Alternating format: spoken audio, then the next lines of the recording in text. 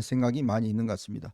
자, 그래서 저희가 이 마지막 이슈로는 내일 취임식을 열리는 트럼프 대통령 이야기를 좀 해보겠습니다. 이게 네. 왜 우리하고 연결되냐면 지금 윤상현, 나경원 뭐 이런 분들이 지금 여기 취임식 초청받아서 간다고 갔고요. 또 정광훈, 그다음에 또 우리가 요즘 최근에 뭐 이상한 뉴스 많이 퍼나르는 이 스카이델리라는 데 있지 않습니까? 거기 또 거기도 사장도 초청. 뭐 초청받아 간다고 오, 그러는데, 그래요.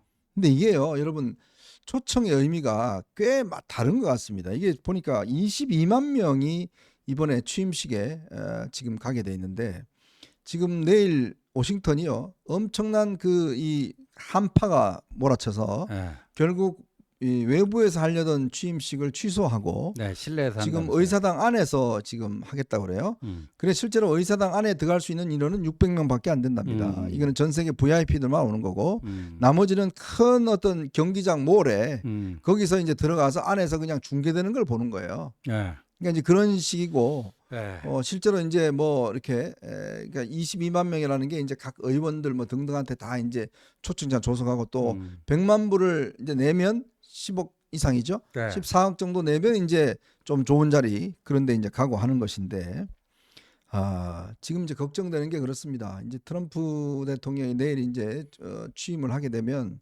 내일 하루에만 행정명령을 100개를 이제 쏟아내겠다는 거예요. 와, 100개나. 쏟아내고 특히 이 이제 외부에서 오는 이제 이민자들 다 쫓아내겠다는 거 아니겠습니까? 다 쫓아내고 어디 특정 지역을 딱 찍어서 거기 있는 이 불법 체류자를 아주 싸그리 다 쫓아내겠다는 거고요. 그다음에 이제 관세 문제입니다. 즉 트럼프의 전략은 뭐냐면 지금 이 내부의 어떤 소득세를 줄여줘요. 네. 지금 왜냐면 그래야지만이 이제 본인들이 좀 지지를 얻을 거 아니겠어요? 그렇죠. 세금 그 줄여줘야죠. 줄여주는 소득세를 관세로 지금 대체를 합니다.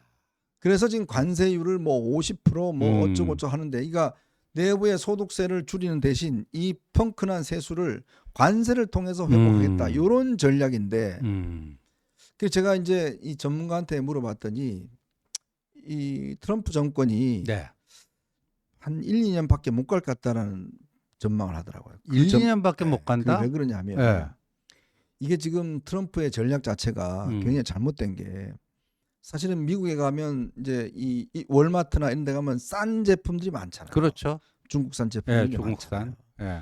근데 이렇게 되면 이제 국내 물가가 엄청나게 폭등할 수가 있다. 그러니까 관세를 올리게 되면은 더 이상 중국산 싼 제품이 못 들어오는 그렇죠. 겁니다. 네. 그러면 저소득층 같은 경우는 그렇죠. 이제 제품을 싸게 살 수가 없어요. 그러면 이거 어떻게 됩니까? 아무리 그렇죠. 세금을 줄여준다 하더라도 네. 실질적으로 본인들의 구매력이 떨어지고 하면 생활이 안 나아지잖아요. 그러니까 이제 관세라는 거는 사실상 보호무역이고, 보호무역을 위한 대표적인 이제 수단이 관세인데, 자유무역이라는 게 이제 그 뭐예요? 관세를 없애는 게 이제 자유무역의 어떤 목표였고, FTA라는 게 그 관세를 빵으로 만드는 거 아닙니까? 네네. 관세를. 네. 그게 왜 그렇게 써요? 그게 뭐 상대편 나라 좋으라고 그걸 하겠습니까? 네. 왜냐하면 다 그렇게 하는 게 국내 소비자들의 같은 돈 뭐 10,000원을 가지고 살 수 있는 거. 거기에 뭐 국산만 있어요? 수입품이 많잖아요. 네. 굉장히. 근데 그때 저렴한 가격으로 살 수 있는 그것 때문에 이제 뭐 자유무역 FTA를 하는 건데, 그 트럼프는 지금 FTA 자체를 지금 부정해 버리는 다 거 아니에요? 부정하죠. 또 나토도 지금 탈퇴하겠다는 나토도 입장입니다. 탈퇴하고. 이제 그렇게 되면 외교적으로 과연 그러면 이제 그럼 나토도 이제 자기 살 길을 찾아야 될 거 아니겠어요? 그렇죠. 그러면 이제 핵이라는 게 더 예. 이상 어떤 억제력을 발휘할 수 있는 수단이 아니라 실질적으로 핵이라는 게 이제 쓸 수도 있다라는 걸로 이제 이 전 세계가 또 바뀌어 버리면 가장 우려되는 게 이제 미일 동맹이 상당히 어쩌면 충격받을 수가 있다. 일본도 이제 그 일본은 플루토늄을 갖고 있습니다. 예. 근데 일본도 예를 들어서 미국이 해구산 역할을 못 해준다 그러면 그럼 우리가 핵 개발해야지? 그럼 라고 6개월 할 수가 있어요. 6개월 이내. 네, 6개월 만에 다 일본은 다 할 수가 가능하답니다. 있어요. 자, 그렇게 되면 세계가 미국에 대한 더 이상의 어떤 그렇죠. 지배력이 약해질 것이고, 또 하나는 지금 트럼프가 철저히 부자들만 정권이 아니에요. 지금 트럼프가 기용하는 사람들 보면 전부 다 억만장자들 다 기용하거든요. 그렇죠. 자, 근데 이게 단기적으로 보면 저렇게 부자들만 저렇게 이제 기용을 하고 하면 당장은 어떤 경제가 좀 돌아가는 걸로 되겠지만, 근데 저게 과연 물밑까지 전체 경제로 볼 때 과연 이게 좋을까라는 문제예요. 저도 지금 그러니까 벌써부터 이제 그런 전망이 나오기 시작하는군요. 네. 그러니까 지속 가능하지 못하다. 그렇죠. 트럼프의 정책이 지속 가능하지 못하다. 그다음에 미국이 뭐 세계의 경찰 뭐 등등 해서 그러니까 세계를 이렇게 이끌어 나가고 그러니까 질서를 나름대로 그 만들어 나가고 유지해 나가는 데 있어서 그 핵심적인 역할을 하는 건데 트럼프가 이제 저런 식으로 나오면 한마디로 이제 자국 이기주의 아니에요? 자국 우선주의라는 건 뭐 말이 좋아서 그렇지. 그러면 미국을 더 이상 뭐 추종하거나 미국에 협력해야 될 이유가 점점 없어지는 거 아닙니까? 그래서 이제 최근에 이제 세계적인 석학들이 이제 전망하는 게 뭐냐면, 자 이제 이 문제가 이번에 이제 우크라이나하고 러시아 전쟁을 만약에 개입을 해서 사실상 러시아의 승리로 이 전쟁이 끝난다 그러면 아마 그 다음 타겟은 이제 나토가 이제 유럽이 되지 않겠습니까? 그러면 유럽이 지금 그러면 이제 앞으로 가만히 있겠냐는 거예요. 이들 또 네. 생존하기 위해서 그렇죠. 유럽이 이제 똘똘 뭉칠 가능성이 있고, 음. 자 그러면 또 한 번은 문제는 뭐냐, 중국이 대만을 가만 놔두겠냐는 이야기예요. 그렇죠. 예? 그러면 5년 이내에 중국이 대만 침공을 만약에 할 가능성 저는 굉장히 높다는 거고, 그리고 또 이런 어떤 이 동아시아의 어떤 이 안보를 상상하는 미일 동맹, 이게 또한 이제 느슨하게 될 가능성이 있고, 거기에 또 한국도 네. 상당히 이제 흔들릴 가능성이 있다. 미일 동맹이 흔들리면 뭐 한미 동맹도 바로 흔들리죠. 바로 흔들리죠. 예. 자 이제 그러다 보면 북한이 또 상황을 오판할 수가 있는 그렇죠. 거아닙니까? 러시아가 예. 전쟁에 승리하고 이러면 북한도 지금 러시아에서 제공받은 많은 무기로 가지고 오판할 수가 있고, 예. 자 거기에 쉐쉐하면 된다라는 이재명이 만약에 대통령이 된다 그러면 이제 미국의 우리에 대한 신뢰관계, 예. 자 이것도 지금 헷갈려 버리는 거 아니겠어요? 그렇죠. 그러니까 요즘 이재명이 계속 이 중국 이야기를 하지 않고 미국에 대해서 지금 뭐 동맹을 강조하고 있는 것도 그런 불안을 없애기 위해서 하는 그런 측면이라 보여지는데, 예. 근데 말이 그렇게 바뀐다고 이 아이고. 뼛속까지 하는 게 바뀌겠습니까? 그렇죠. 그 문재인이 뭐 특전사 뭐라고 해가지고 자꾸만 그 선거 운동 과정에서는 그 군대 시절에 찍었던 사진 같은 거 자꾸만 노출하고, 또 이제 뭐예요, 그 고위 장성 네. 출신들 만나서 뭐 안보, 내가 뭐 대통령 되더라도 안보에는 변함이 없다 뭐 했는데, 여러분들 그거 한번 생각해 보세요. 그렇게 그 이렇게 사람들을 자기를 분식해하고 사람들 눈속임을 했는데 문재인이 저 대통령 되고 나서 어떻게 했습니까? 남북 관계 어떻게 됐고 네. 어떻게 됐습니까? 예. 지금 세계가 리더십의 위기에 있습니다. 지금 마크롱도 거의 흔들흔들하고요. 독일도 흔들흔들하고, 지금 뭐 영국은 뭐 더 상황이 심각하고. 그 트리도 갔죠. 네. 완전히. 지금 뭐 이 트럼프가 완전히 세계를 다 휘젓고 있고, 또 거기 앨런 머스크가 완전히 또 이 정치에 또 개입을 그러니까요. 해서 흔들어지고 있고, 아. 그러니까 세계의 리더십이 탄탄한 거는 시진핑하고 푸틴밖에 없어요. 트럼프하고. 그러면 이 강대강의 어떤 리더십이 뭉쳐지면 모든 우리 역사가 보면 이 전쟁이 일어났을 때 항상 이 중재가 역할이었고, 부딪히면 뭔가 터지지 않습니까?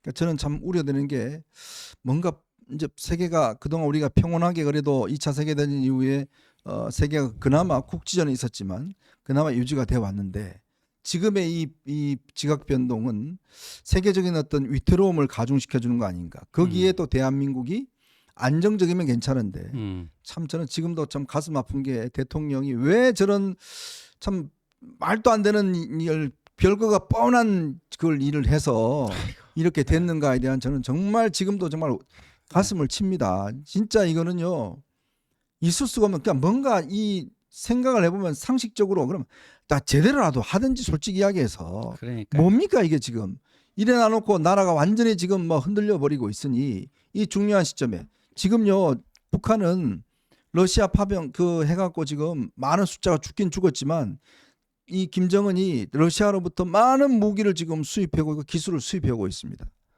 그럼 그거 왜 하겠습니까? 우리는요 이렇게 앞으로 아마 국내가 정리가 되려고 그러면 꽤 오랜 시간이 걸릴 거고, 그나마 이재명이 대통령이 돼버리면 더 우리는 힘들어지는 상황으로 갑니다. 자, 그 상황에서 지금 이런 폭동이라고 이야기하는 사태까지 생겨버렸습니다. 그러면 정말 우리 보수가 정신 바짝 차려야 됩니다. 네. 그리고 우리 보수가요 정말 지금부터는 전략적 사고를 해야 됩니다. 네. 전략적 사고는 뭐냐? 자, 절대 이재명에게 정권을 넘겨줄 수 없다. 철저하게 반 이재명 전선으로 결집해야 된다. 자, 그리고 그것만 갖고는 안 된다. 보수가 혁신해야 된다. 네. 지금 국민들이 무조건 이재명 안 찍어서 온다라고 가만히 떡 줄 듯이 입 열리고 있으면 안 돼요. 우리가 변화해야 돼요. 국민들이 신뢰할 수 있도록 쟤들 정권 줬더니 막 계엄령까지 내려? 그걸 불식시켜야 됩니다. 절대 그런 일이 없다라는 확신을 중도층들에게 심어줘야 돼요. 맞습니다. 그리고 유능한 외교 능력을 가진 그런 것들을 우리가 심어줘야 됩니다. 안보에 있어서, 안보, 외교, 경제에 있어서 유능하다라는 것들을 국민들에게 심어줘야 돼요. 그러려면 진짜 영어도 잘하고 진짜 이 외교 능력의 어떤 서포트를 많이 받고 이럴 수 있는 우리가 리더십을 새롭게 세워 나가야 되지 않겠습니까? 맞습니다. 이제 누구 싫다고 이제 솔직히 이야기해서 이제는 포스트 윤석열 시대를 우리가 준비를 해야 됩니다. 더 이상 우리가 윤 대통령한테 제가 말씀드리지만 야 너는 뭐 인정도 없냐? 너는 뭐 배신하냐? 그런지 욕먹어도 좋습니다. 근데 지금부터는요 우리는 이제는 포스트 윤석열 시대, 이제 윤 대통령 우리 머릿속에서 지워야 됩니다. 더 이상 윤 대통령이 다시 복귀한다 하더라도 국민들 신뢰를 받을 수가 없어요. 네. 그 조갑재 월감조선 전 대표가 엊그저께 한 방송 인터뷰에서 윤 대통령을 옹호를 하게 되면 한국 보수는 향후 100년간 집권하지 못할 것이다. 네. 약간 이제 강조어법이니까 이제 100년이라고 했는데 저는 뭐 그 말에 기본적으로 동의를 합니다. 예, 우리가 윤 대통령 저렇게 된 거는 너무너무 안타깝고 가슴에 애리지만 그렇다고 해서 어제처럼 자꾸 이제 어제라 이제 오늘 새벽처럼 서부지법에서 이제 폭동 사태를 일으킨다든가 하는 것은요 보수가 스스로 파멸의 구렁텅이에 들어가는 것이다. 예, 그렇게 생각합니다. 네, 여러분들 마음을 좀 더 다지고 저희도 마찬가지지만 자, 지금은 우리가 인정이나 배신이나 이런 단어가 우리한테 더 이상 필요가 없습니다. 냉정하게 우리의 국내 정세와 국제 정세를 냉정하게 바라보고 우리의 국익이 뭔가 자, 우리의 자녀들이 군대에 안 끌려가고 전쟁을 안 일어나게 하고 그나마 좀 생존할 수 있도록 만들어주는 거. 저는 어제 어떤 분들하고 저녁을 먹으면서요 그런 이야기를 하시더라고요. 지금 이 시대가 보면 우리는 그동안 50년대, 60년, 70년대가 오면서 계속 발전해 온 시대예요. 즉 우리의 할아버지보다 아버지가 잘 살았고요. 아버지보다 우리가 잘 사는 시대에 살고 있습니다. 근데 우리 자녀들은요. 아버지보다 못 사는 시대에 살고 있습니다. 예. 자, 이들에게 어떤 절망감이 있겠습니까? 그러면 이들에게 전쟁의 공포, 정말 이 독재의 공포, 이 군대의 공포 이걸 심어줘야 되겠습니까? 아니지 않습니까? 우리 시대가 해야 될 일이 우리가 그나마 그래도 좀 풍족하게 누린 것들을 우리 자녀들이 좀 누릴 수 있도록 만들어주고 가는 게 우리의 가장 중요한 임무 아니겠습니까? 그렇다면 이제 잊을 건 잊어야 됩니다. 깨끗이 손절할 건 손절하고 이제는 미래를 바라봐야 될 것 같습니다. 우리에게는 그렇게 해야지만이 보수의 미래가 열리고 대한민국의 미래가 열린다. 이 말씀을 저는 오늘 거듭 강조드리고 싶습니다.